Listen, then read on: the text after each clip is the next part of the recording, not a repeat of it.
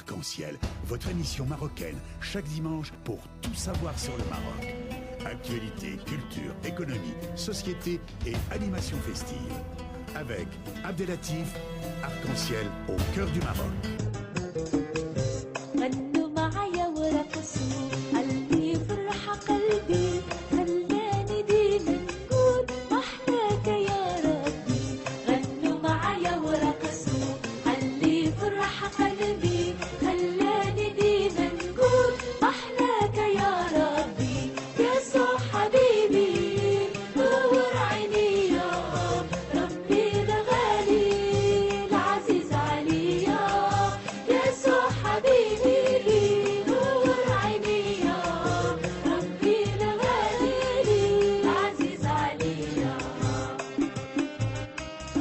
Mesdames et messieurs, retour à l'antenne et nous sommes heureux d'être en ligne avec Madame Anne-Bénédicte Hoffner. Bonjour Madame. Bonjour monsieur. Bonjour et bienvenue dans l'émission Arc-en-Ciel sur Radio Pluriel. Et cette émission est dédiée aussi à l'ensemble des religions et le Maroc, comme vous le savez, un pays où toutes les religions vivent ensemble. Et c'est une richesse pour le Maroc, mais aussi pour la France. Et dans ce cadre-là, l'émission Arc-en-Ciel essaye de clarifier un certain point d'ombre sur l'intégration définitive de l'islam en tant que religion existante ici en France. Et c'est pourquoi nous avons pris la décision de vous inviter parce que vous êtes une femme qui œuvre énormément sur ce dossier et surtout avec votre livre et vos démarches auprès des musulmans. Il faut bien préciser que Mme Anne-Bénédicte Hoffner, journaliste et écrivain spécialiste de l'islam au sein du service religion de la Croix. Merci beaucoup de cette présentation et puis je tenais beaucoup aussi à vous remercier pour cette chanson que vous me dédiez et je trouve que c'est une belle attention. Eh bien écoutez, le plaisir est pour nous et sachez-le, c'est un choix qui a été fait personnel. L'objectif, c'est simplement que notre intervenant se trouve dans un cadre qui lui convient et ça c'est très important pour nous parce que la discussion un dimanche, il ne faut pas qu'elle soit une discussion de lundi au mardi sous pression. On est en dimanche, on discute, on échange et on essaye de faire pousser un petit peu les choses avec le débat et d'éviter l'amalgame parce que l'amalgame n'amène nulle part. Ma première question, si vous le permettez, donc on va essayer de parler par rapport à votre livre. Donc c'est un livre qui est de taille. Après, on parlera un petit peu sur ce dossier de l'islam, comme vous le voyez, et les questions que je serai amené à vous poser concernant l'islam de France. Pouvez-vous nous dire quelques mots par rapport à ce livre qui est pris de l'ampleur, qui est connu sur la place culturelle. Donc, c'est un livre Les nouveaux acteurs de l'islam. Pourquoi ce titre, Les nouveaux acteurs de l'islam? Le titre, vous savez, je l'ai quand même bien emprunté. En fait, j'ai parlé du projet avec Rachid Benzine, qui est aussi un de vos compatriotes. Et donc, ça faisait un moment que je me disais, j'ai envie de donner la parole à des musulmans, vraiment musulmans, mais qui cherchent à être musulmans ici et maintenant. Alors, ici, en fait, donc dans Les nouveaux acteurs de l'islam, donc ce titre, voilà, fait directement référence au titre de son livre à lui qui était paru il y a une dizaine d'années et qui s'appelait Les nouveaux penseurs de l'islam, donc qui avait été un livre vraiment important dans la réflexion. Il avait étudié des grands penseurs pour le coup musulmans.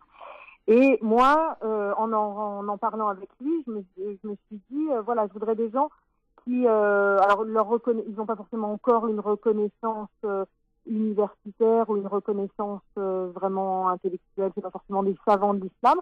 Et donc il a dit, appelle-les les nouveaux acteurs de l'islam. Donc c'est à la fois pour me situer complètement dans la lignée de son travail à lui, et en même temps pour donner la parole à des gens qui, cherchent des solutions pour eux-mêmes et qui essayent déjà aussi un peu de les partager autour d'eux. Donc c'est des gens qui habitent soit en France, soit en Belgique. Il y a aussi une Tunisienne et une Libanaise. C'est ça. Donc en fait, ce travail de se dire comment est-ce que je peux être musulman ou musulmane aujourd'hui et maintenant, comment est-ce que je peux relire le Coran, être fidèle à la révélation, à ce qui est pour moi une révélation, pour les musulmans, je reconnais tout à fait que pour eux ce soit une révélation, comment y être fidèle, mais en 2017, là où je vis, que ce soit en Europe ou au Moyen-Orient, et voilà, donc ça peut être des gens très différents, et en tout cas c'est des acteurs parce que à la fois, c'est ça, ils cherchent des moyens, ils prient, ils ont une pratique, etc. et en même temps ils agissent autour d'eux pour essayer de partager cette lecture, qui est une lecture à la fois apaisée et constructive, on pourrait dire. C'est difficile de résumer, hein, parce que ils ont chacun leur méthode et leur manière d'avancer, mais on pourrait dire que c'est en tout cas une manière d'être musulman ou musulmane qui est apaisée et constructive. Donc, selon vous, ce sont des monsieur lambda, j'ose dire, hein, des musulmans tout court, et chacun, il raconte son expérience, grosso modo, comment il voit les choses. Donc, on n'est pas dans un cadre purement théologique ou purement, comment dirais-je, doctrine de l'islam. Hein. Donc, on est dans un cadre d'expérience. Oui, forcément, voilà. Ils abordent chacun les questions théologiques et doctrinales. Et en fait, c'est exactement ça. C'est marrant que vous me disiez ça. Moi, c'est ce qui m'a intéressé. Parce qu'après tout, je suis journaliste, donc je suis citoyenne et aussi catholique. J'ai pas fait d'études de théologie moi-même, mais les questions religieuses m'intéressent et me passionnent. Et ce qui me passionne spécialement, c'est de montrer à quel point la doctrine est toujours en relation avec un vécu. Et si la doctrine n'est plus en relation du tout avec un vécu, c'est là que ça commence à partir dans du n'importe quoi, ça devient invivable. Et pour moi, dans ce cas-là, ça ne vient pas de Dieu. Dieu ne nous demande pas des choses invivables, impossibles.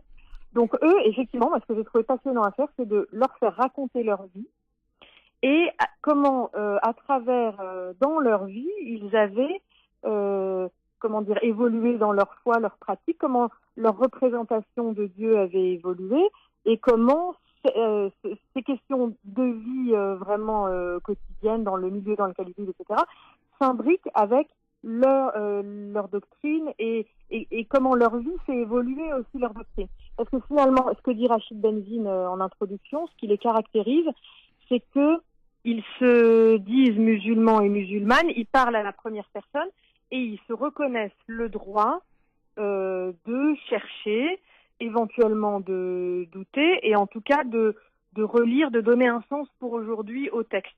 Donc c'est là qu'ils assument en fait d'être français ou vivant en France, etc. Et donc de prendre dans la doctrine ce qui peut les aider à vivre comme musulmans aujourd'hui et éventuellement à relire, à proposer un nouveau sens à ces textes fondateurs et de continuer en fait l'œuvre de la tradition, quoi.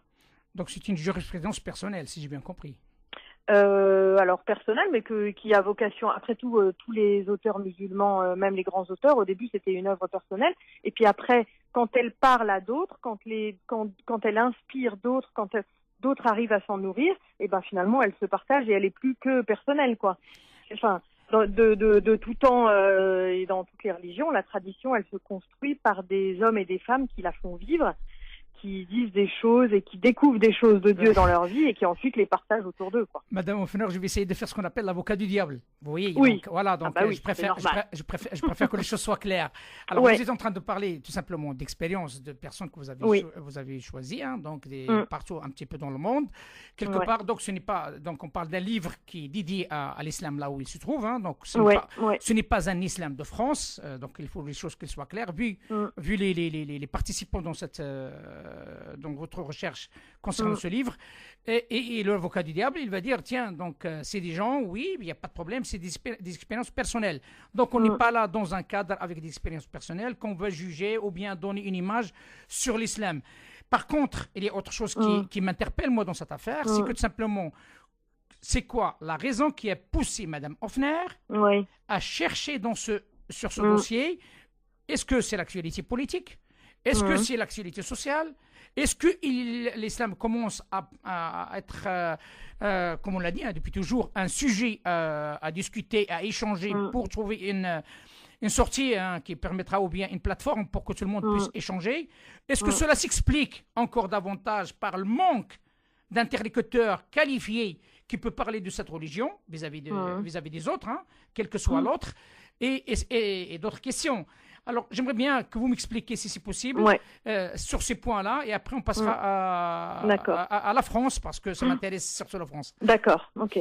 Bon, alors, la jeunesse, déjà, pourquoi moi je m'y suis intéressée tout bêtement, parce que donc je suis journaliste à la Croix, et à la Croix, au service religion, on traite de l'actualité de l'Église catholique, évidemment, mais aussi des autres confessions chrétiennes, donc protestants et orthodoxes, et des autres religions, donc notamment judaïsme et islam. À un moment, on m'a demandé de m'occuper de judaïsme, donc je me suis plongée dans le judaïsme que je connaissais extrêmement mal, et puis ensuite, on m'a demandé de reprendre la rubrique islam. Donc au début, c'était pour ça. Moi, je connaissais très peu de choses à l'islam au départ, en fait, je suis plutôt, très fan de culture arabe, mais honnêtement, j'étais très novice pour tout ce qui était question religieuse. Ensuite, ce qui est sûr aussi, c'est que dans ma manière de m'intéresser à l'islam, alors c'est sûr que comme journaliste, évidemment, je traite les questions d'actualité.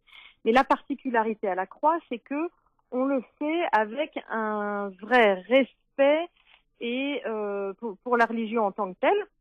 Il est évident que dans tous les sujets d'actualité, on voit bien que ce mélange, alors dès qu'il s'agit d'islam, il se mélange de la religion proprement dite et aussi de la géopolitique, éventuellement de la psychologie, de l'économie, plein de choses.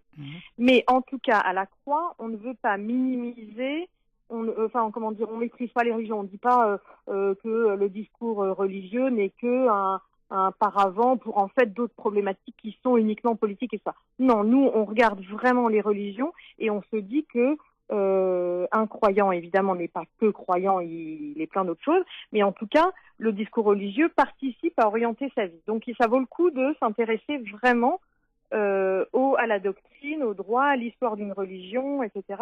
dans toute leur complexité. Donc moi, comment je m'y suis prise au début, c'était compliqué parce que j'étais un peu noyée dans la multiplicité des discours. Je comprenais qu'il y avait tout le problème ici. On me disait, ah mais un tel est marocain, et puis un tel est algérien. Puis je me disais, mais alors, c'est pas de problème. Voilà. Donc voilà, au début, vous voyez, vous imaginez pour quelqu'un d'extérieur à quel point on peut être noyé complètement derrière la complexité du problème. Et puis petit à petit, donc j'ai commencé alors par des reportages. D'abord en passant par les réseaux islamo-chrétiens, et puis ensuite j'ai fait des reportages toute seule dans des mosquées, donc quand je connaissais l'imam et quand il acceptait que je vienne et ça. Donc ça m'a permis de vraiment rentrer dans par une porte très concrète, quoi, de voir l'islam dans sa pratique quotidienne, le côté convivial, voilà, plein de choses. Et puis j'ai lu aussi énormément de choses sur les conférences, voilà. J'ai aussi regardé du côté universitaire. Mais bon, malheureusement, voilà, en France, en ce moment, c'est pas extrêmement développé. Et, malheureusement, je trouve qu'on produit trop peu de choses vraiment de qualité sur l'islam, et notamment l'islam en France. C'est quoi la raison, selon vous? Pardon? C'est quoi la raison, selon vous? Je pense que y a, en France, une espèce d'idée chez plein de gens, qui traînait au moins depuis les 20 dernières années, qui était que tout doucement, on allait vers la fin des religions et que tout le monde allait devenir plus ou moins croyant et que donc c'était plus la spécialisation d'avenir, quoi. Et les universités ont mis leurs moyens ailleurs et on a beaucoup perdu. Alors dans toute cette connaissance fine des religions, que ce soit dans le monde politique, le monde administratif, tout ce qui est vous voyez, même à l'échelon local, justement, etc. Il y a énormément de perte de culture de ce que c'est qu'une religion, qu'est-ce que c'est qu'un croyant, qu'est-ce qui se passe dans sa tête et pourquoi il reste croyant, etc. Donc voilà, donc moi, à partir de tout doucement, au début, donc j'étais vraiment noyée, j'ai fait ces reportages, je me suis rendu compte que la situation quand même était pas très florissante du côté des mosquées, qu'il y avait quand même un discours qui n'était pas très travaillé et qui n'aidait pas les gens à vivre de manière épanouie et harmonieuse, etc. En France aujourd'hui. Et puis c'est là que je me suis dit, tiens, ces gens-là que j'ai au téléphone de temps en temps ou que je rencontre, eux, ils font vraiment un travail pour aider des musulmans à vivre aujourd'hui et à être d'authentiques croyants et en même temps d'authentiques citoyens bien dans leur pays et tout ça. Et donc c'est à eux que j'ai eu envie de donner la parole parce que je trouve que ils le font pas pour moi, hein. Je veux dire, le but n'est pas de me faire plaisir à moi. Le but est de trouver une relation à Dieu et une vraie fidélité à Dieu, mais qui qui leur permettent en même temps, voilà, de vivre bien dans le monde actuel, Si je d'avoir vais- des c'est, collègues, ça- de vivre avec des non-musulmans, de vivre à égalité avec des hommes et des femmes, de voter, voilà, tout ça. Et c'est pour ça que je les ai interrogés. Je trouve que c'est vraiment, ils ont une pensée stimulante et une manière de vivre leur foi qui est stimulante, même pour moi qui suis catholique, quoi. Voilà, justement, donc la question que se pose madame, voilà, vous m'amenez sur ce qu'on appelle le fond de dossier, hein, donc ça, tout ça, Ouais. c'est ce qu'on appelle, ce qu'on peut recevoir, Mm. c'est la projection de quelque chose. On va essayer de parler de cette quelque chose, parce que c'est ça le but de cette émission. C'est une question directe, madame. Est-ce que l'islam, c'est une réalité française profonde ou pas? Ah bah aujourd'hui, mais indéniablement. Là, il n'y a même pas débat. Je vois même pas comment on pourrait dire l'inverse. Donc c'est évident que c'est une réalité française. Ce que je trouve, c'est que il y a un travail, comment dire, à faire pour que cette réalité soit en plus vécue positivement et que même elle soit une contribution positive à la société française. Qu'il y ait des musulmans en France aujourd'hui, enfin, je veux dire, on peut pas l'ignorer et c'est bon pour notre pays et c'est très bien qu'ils améliorent les conditions dans lesquelles ils pratiquent leur foi, etc. Après, ce que j'aimerais bien, c'est qu'il y ait plus de responsables musulmans qui les aident à être vraiment musulmans et français, à articuler cette foi-là et leur citoyenneté et leur présence en France, etc. Et qu'ensuite même, ils questionnent, voilà, ce qui soit une contribution à la société française, comment ils peuvent participer en France à résoudre des problèmes qu'on se pose, je sais pas quoi, à participer au débat de société. Là, je sais pas quoi, l'année prochaine, on va réviser les lois de bioéthique. Qu'il y ait des musulmans qui réfléchissent à cette question-là en se disant comment on peut aider au débat et apporter, nous, quelque chose de notre tradition qui soit utile pour les Français et pour la France aujourd'hui.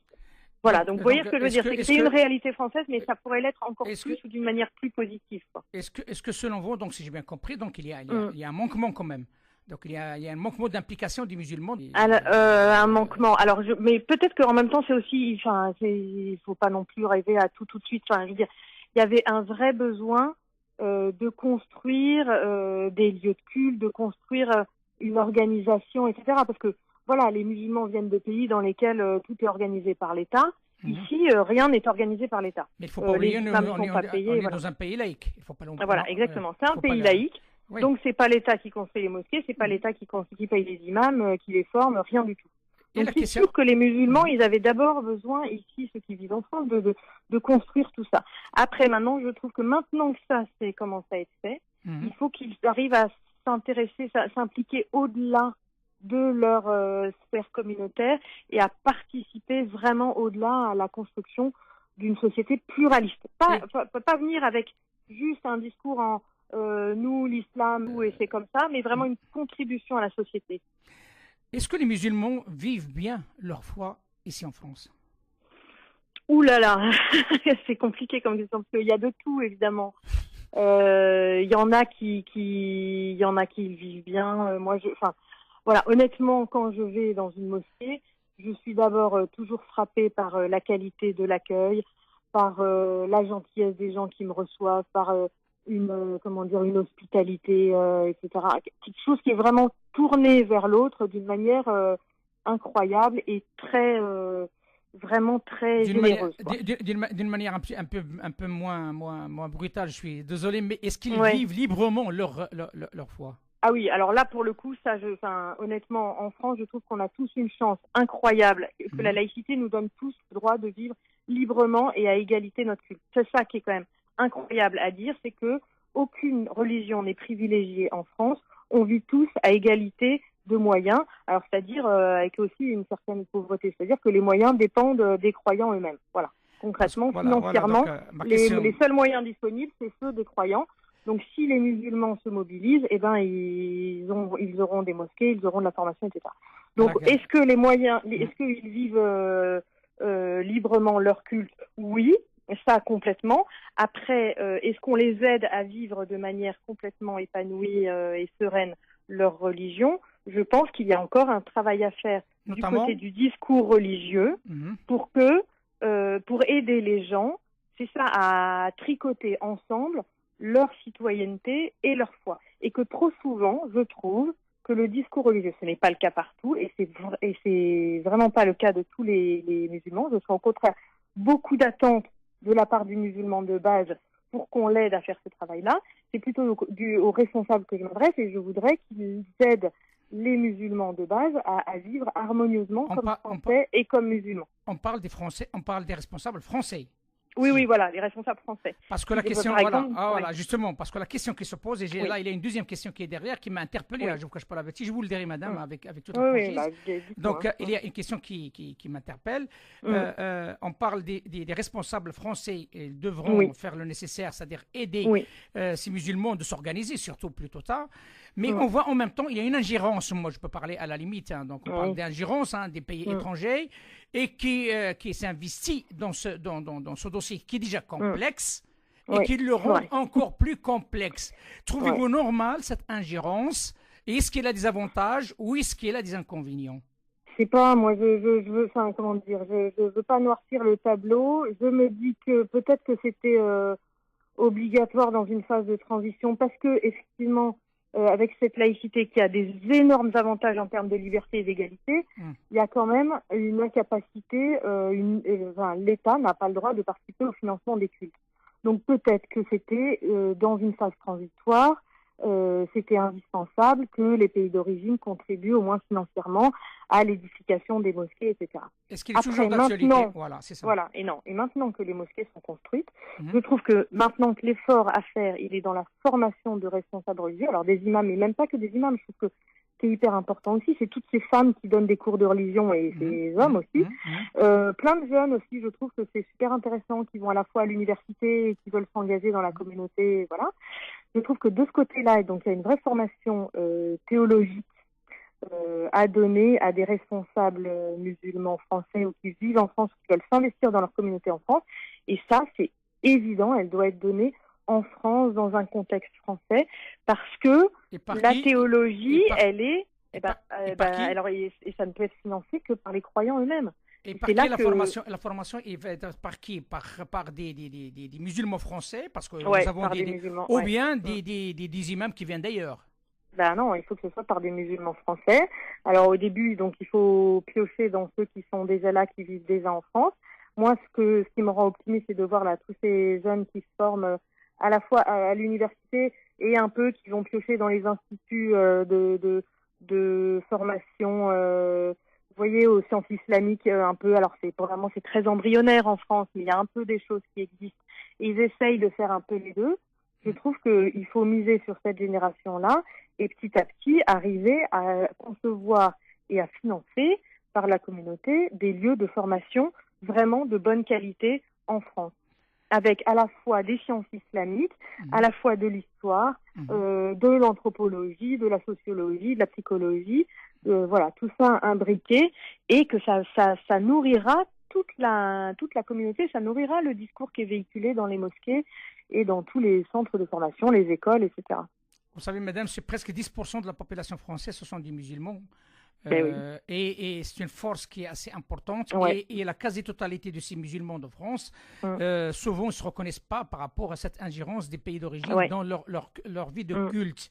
Et le souci qui se pose, c'est que simplement, il y a des déclarations des uns et des autres. Donc, la question qui se pose, ces gens-là sont dans l'embarras parce qu'ils ont besoin d'un cadre, tout le travail qui a été fait par le président et d'autres depuis un certain temps, et surtout cette attente, attendue de la Fondation de l'Islam, qui est présidée par M. Chevènement. Et vu que le CFCM a des soucis parce que simplement il ne représente pas tout le monde, il y a différents courants, tout le monde en parle de ces problèmes, il y a un manque. Il y a un manque réel d'organigramme pour les musulmans, pour qu'ils puissent s'exprimer et en même temps pratiquer leur foi d'une manière comme toutes les autres religions. Donc ça, il faut dire les choses qu'elles sont. Et vous avez bien dit, madame, le mot fort, il faut dire les choses qu'elles sont. La laïcité, c'est une chance pour l'islam. Bah oui, bien sûr. Et c'est vrai, là où je vous rejoins complètement, c'est que alors sur les réseaux sociaux, mais où lors de reportages et ça, je vois cette attente. Mais vraiment, vraiment, je vois qu'il y a des jeunes qui cherchent des réponses et qui veulent qu'on les aide, qu'on les nourrisse avec une foi, c'est ça, apaisée et constructive. Et je trouve ça dommage que pour le moment, on n'ait pas encore, les musulmans n'aient pas encore trouvé les moyens de créer ces lieux de formation. Je vois bien hein, les multiples obstacles et voilà ce que vous dites, les différents courants et l'ingérence et tout ça.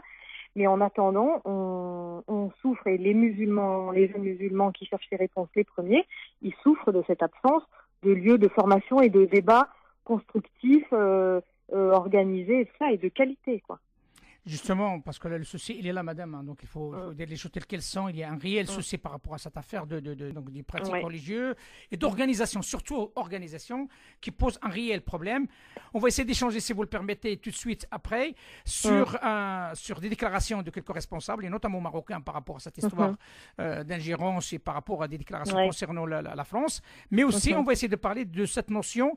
Est-ce qu'il faudrait inventer le droit à l'indifférence ou pas? Voilà. D'accord. Bon, bah écoutez, on va essayer d'y réfléchir. C'est pas un mot que j'utilise tellement. Il y a quelque chose qui m'interpelle. Je suis un petit peu l'actualité, je suis un petit peu les déclarations des uns et des autres.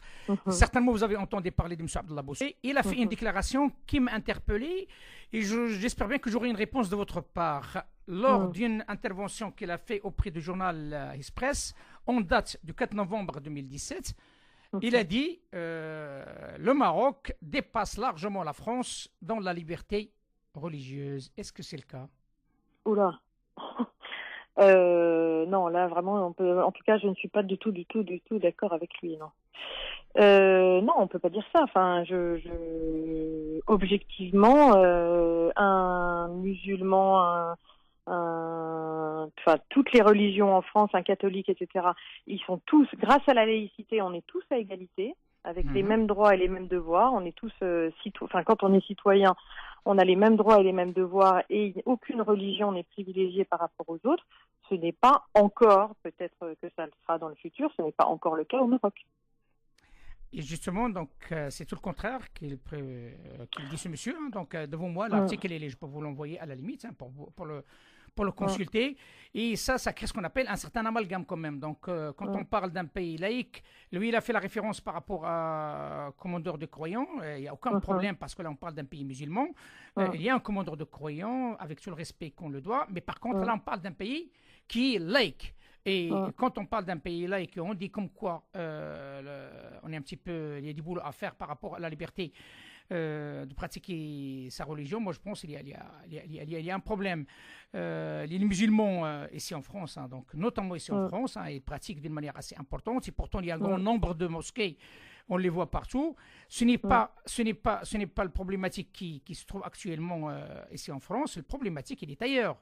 La problématique, est-ce que les musulmans sont bien organisés pour y aller à l'avant, pour s'intégrer une bonne fois pour toutes dans le processus républicain? Ça, c'est la question. Mais par contre, en termes de liberté, nous avons toute la liberté, on le dit à haute voix, nous avons toute la liberté de pratiquer. Il y a des mosquées, il y a le ramadan, on le pratique, personne qui nous interdit de pratiquer notre ramadan, personne qui nous interdit de pratiquer nos prières, mais dans un cadre laïque. Donc, c'est un petit peu trop fort ce mot-là, et j'avais besoin de cette réponse qui était catégorique, hein, donc que les choses soient claires. Est-ce qu'il faudrait inventer le droit à l'indifférence? Ben, c'est marrant que vous, c'est quelque chose qui vous paraît positif, le droit à l'indifférence? Moi, personnellement, je ne réponds pas. Moi, je pose des questions, madame. C'est vrai. Bon, donc, il faut que j'arrive à... En fait, je ne sais pas comment vous dire. D'une certaine manière, je trouve que... c'est un peu le débat qu'on avait tout à l'heure, là, le débat en France sur les religions et la place des religions en France. Je trouve que d'une certaine manière, on est passé... Alors, mais c'est peut-être pour le coup une réponse de catholique que je vais vous faire. J'ai l'impression qu'on est passé d'une phase d'hostilité, où il y avait beaucoup de gens en France qui avaient besoin de se débarrasser de l'emprise de l'Église catholique. Beaucoup de personnes âgées ont encore le souvenir d'une Église très très présente qui leur disait ce qu'il fallait faire, comment il fallait voter, combien d'enfants il fallait avoir, et ça. Donc toute un peu cette génération-là qui avait des comptes à régler, pour employer une expression un peu triviale, avec l'Église catholique et qui a été très hostile. Cette génération est en train de passer et on est en train d'aller vers plus d'indifférence, je trouve, mais alors, peut-être plus vis-à-vis des catholiques, des protestants, etc. Et au fond, cette indifférence, alors c'est mieux que de l'hostilité, mais en même temps, voilà, plus personne ne connaît rien, quoi. Je trouve qu'il y a en même temps, l'indifférence peut tourner au désintérêt et à la méconnaissance et là, c'est pas bon. Et peut-être que, alors je reconnais que vis-à-vis des musulmans, peut-être que effectivement à cause de l'actualité internationale, à cause de toutes ces violences qui sont commises au sein de l'islam, un musulman n'aura pas le même sentiment. Il n'a pas forcément juste le sentiment d'une indifférence, mais plutôt d'une hostilité ou d'une peur, quoi. Et en ce sens-là, peut-être qu'un musulman, lui, il aurait envie de retourner au droit à l'indifférence et que les gens n'aient plus cette peur. Mais enfin, ça, je l'entends effectivement de nombreux musulmans et je le comprends. Je pense que les musulmans, quels qu'ils soient, et notamment tous ceux qui sont révoltés par cette violence qui est commise au nom de l'islam, ils ont, comment dire, une responsabilité pour proposer, pour témoigner de leur foi, de la manière dont eux, ils sont musulmans. Je comprends tout à fait quand ils disent c'est pas notre religion, c'est pas la manière dont on la vit, ça. Je pense qu'ils doivent le montrer, ça, et arriver à l'expliciter. Oui, mais c'est toute la question. C'est toute la question. Donc, c'est pourquoi il y a cette question d'indifférence. Il y a un attentat qui a fait beaucoup de morts, hein, donc on ne parle plus. Oui. Il est là.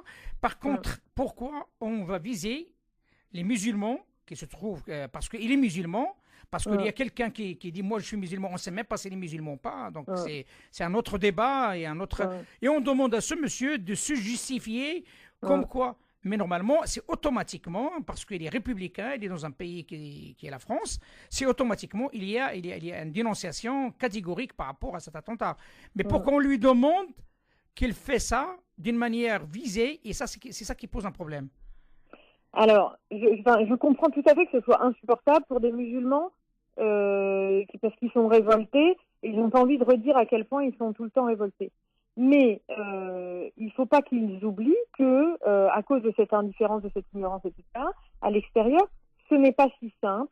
Et les gens n'ont pas, un non-musulman, il n'a pas la connaissance fine de l'islam, des différents courants, etc. Vraiment ça, il ne faut jamais oublier ça. Et c'est un fait, et donc il y a des choses qu'il faut dire et redire et réexpliquer calmement, sans s'énerver et tout ça, et redire qu'il y a différentes manières d'être musulman, et expliquer la sienne et la justifier. L'autre problème, donc ça c'est pour le musulman de base et tout ça, il faut juste qu'il se souvienne qu'un non-musulman, il connaît pas grand-chose sur sa religion, la sienne, celle des autres, voilà. Et deuxièmement, je pense que du côté, toujours pareil là, des responsables musulmans, des théologiens vraiment de l'islam, il y a un vrai travail à faire pour proposer une lecture de l'islam qui soit, comment dire, alors pour le coup, radicalement compatible avec la vie dans nos sociétés. Quand je vais dans une mosquée, je vais vous le dire pour le coup très franchement, je parle franchement, je trouve extrêmement problématique d'entendre prononcer le mot de koufar sans contextualisation, sans méchant. Ça, c'est dans un langage ou bien dans une prêche? Dans le prêche, ou par exemple dans un cours. Par exemple, j'ai assisté à un cours donné par un jeune converti à des jeunes convertis. Donc gentiment, l'imam m'a proposé d'aller assister au cours. J'entends ça. Et par ailleurs, c'était un cours sur l'amour de Dieu, donc le thème était très bien, mais le cours était complètement très théorique, quoi. C'était un islam très très très théorique avec des phrases, des versets du Coran, des hadiths, des références à des auteurs anciens. Sans explication, sans explication, et sans lui dire, à la fin, moi je me suis dit à la fin du cours, là dans le dernier quart d'heure, le prof va leur dire, voilà, ça c'est la tradition musulmane, comment ça vous rejoint là où vous en êtes aujourd'hui, comment vous allez retourner chez vous, en sortant de la mosquée, ils retournent où? Ils retournent dans leur famille qui n'est pas musulmane, et avec leurs copains qui ne sont pas musulmans, et voilà, dans leur vie de tous les jours, qui est une vie en France en 2017, qui n'est pas une vie à Damas en 1100, je sais pas quoi. Et à la fin du cours, il n'y a pas cette aide, cette mise en contexte et cette manière d'expliquer aux gens, voilà ce qui était la tradition musulmane aujourd'hui, voilà comment les gens les grands auteurs ont répondu à des problématiques qui se posaient à eux à l'époque à laquelle ils vivaient. Et voilà, nous, comment aujourd'hui, ce qu'on en fait, quoi. D'où la problématique que vous avez évoquée, comme elle l'a évoqué aussi la semaine dernière avec moi, je crois que vous le connaissez, M. Vernoquet, hein, Jean-Michel Vernoquet. Ah oui, ouais. Voilà, donc il était mon invité la semaine dernière. Il a parlé de cette affaire sur un autre, comme vous l'avez dit au départ. Donc nous sommes en carence, nous sommes dans un cadre de manquement d'orientalistes, hein, donc des penseurs sur l'islam pour donner de la matière, parce que là, on a besoin de matière. Il n'y a pas de matière, il faut dire les choses telles qu'elles sont. Et la laïcité n'arrange pas les choses. Hein, donc il faut. Et ici au studio, j'avais les trois dignités religieuses de la région, hein, donc le grand rabbin et Madame. Aussi de l'église protestante et aussi le représentant du CRCM de Rhône-Alpes. Et tous les trois, ils étaient ici, on a parlé de ça. Et la question qui a été posée, c'est un petit peu ce que vous êtes en train de dire. Hein. Donc, la laïcité crée au feu. Elle appelle les religieux autant qu'aux pompiers. Sauf que les religieux n'ont pas les moyens pour éteindre le feu, ni ambulance, ni voiture de pompiers, ni bouche à eau, ni rien du tout. Donc, il y a un réel problème. Il faut savoir ce qu'on veut. Il y a une urgence. L'urgence que simplement, on est en train de perdre des générations. Alors, vous avez raison de dire que pour le moment, vous n'avez pas les camions de pompiers, les lances à incendie, etc. Mais je dirais que, et c'est là que c'est dur, c'est la laïcité, mais c'est à vous de vous en donner les moyens. C'est-à-dire que c'est une question de priorité. Si maintenant les musulmans en France se rendent compte qu'il y a cette pauvreté, il faut qu'ils aillent voir chacun leurs imams, leurs responsables et tout ça, en disant maintenant c'est là qu'on met l'argent, c'est dans la construction d'un discours contextualisé, intelligent, qui s'alimente aux sciences sociales, etc., mais qui soit vraiment théologique, quoi. Je veux dire, un discours intéressant, intelligent, nourrissant et spirituel aussi. Enfin, je veux dire, il y a des énormes attentes de la part des musulmans du côté du spirituel. Et là, pour le coup, vous avez des ressources. Enfin, je veux dire, vous n'avez pas tous les camions de pompiers, mais vous avez plein de choses. Il faut juste prendre le temps de revisiter, de travailler, de remettre au goût du jour, voilà. Et c'est ça, enfin, cet effort-là, je vois bien qu'il est énorme. Je vois bien qu'il n'a pas été fait ces dernières années, et pour plein de raisons diverses et variées, également politiques et toutes les raisons se mélangent. Mais en attendant, c'est ce travail-là qui vous est demandé. Et par la base, par tout le monde, par l'extérieur, voilà, tout le monde, et que au fond, maintenant, je trouve que de plus en plus de gens sont conscients qu'il faut le faire, quoi. Parfait. Madame Anne-Bénédicte Hoffner, merci infiniment, journaliste et écrivain spécialiste de l'islam au sein du service religion de la Croix. Merci infiniment d'avoir accepté notre invitation. Merci beaucoup. Et surtout un dimanche, et surtout de parler de ce sujet qui est d'actualité, qui touche tout le monde. J'invite tout le monde à lire les nouveaux acteurs de l'islam par Anne-Bénédicte Hoffner. Vous pouvez le trouver partout sur Internet, sur les librairies. Hein. Donc, c'est un livre très intéressant qui peut donner la vie et aussi l'expérience de monsieur lambda, hein, de monsieur musulman qui se trouve là où le monde. Et ça permettra, c'est avec des échantillons comme ça qu'on peut forger un concept qui permettra de simplement de faire vivre notre foi tranquillement là où on se trouve. Madame, je tiens à vous remercier et je vous dis à très bientôt. Et merci, vous êtes la bienvenue. Vous êtes la bienvenue comme vous le souhaitez dans l'émission. Voilà. Donc, je vous laisse avec ça. Je recommence quand vous voulez. Merci infiniment, Madame Hoffner. Je vous laisse avec cette très très belle chanson aussi encore, mais sur un autre volet où il y a un mélange entre juifs et musulmans, Rav Haim Louk et Abdrahim Soueri. Une très très belle chanson entre un duo, hein, donc un juif et un musulman, et aussi pour le vivre ensemble. Le Maroc est connu par ça et on ne trouve qu'au Maroc sur un niveau très élevé depuis des années et des années. Et nous sommes heureux que la laïcité aussi protège cette liberté de culte. À très bientôt, madame. À très bientôt. Merci. Au revoir, madame. Au revoir. Au revoir.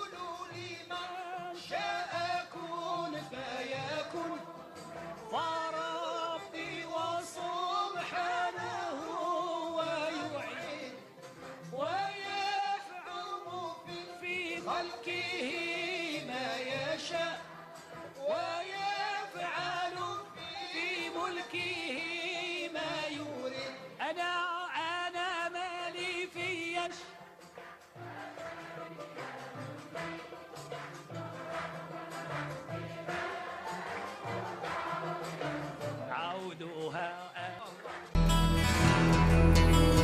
Arc-en-ciel.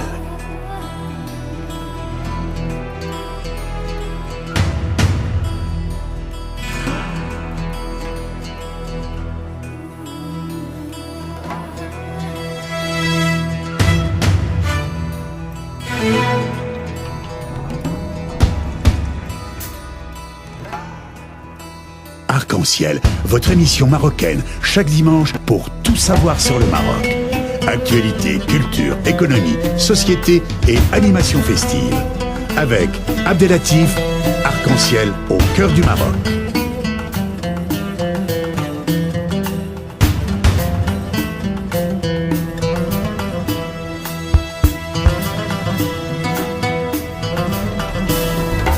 Arc-en-ciel, la chronique.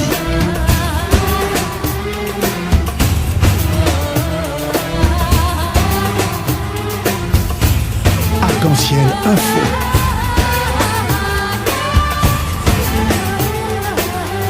Arc-en-ciel animation festive.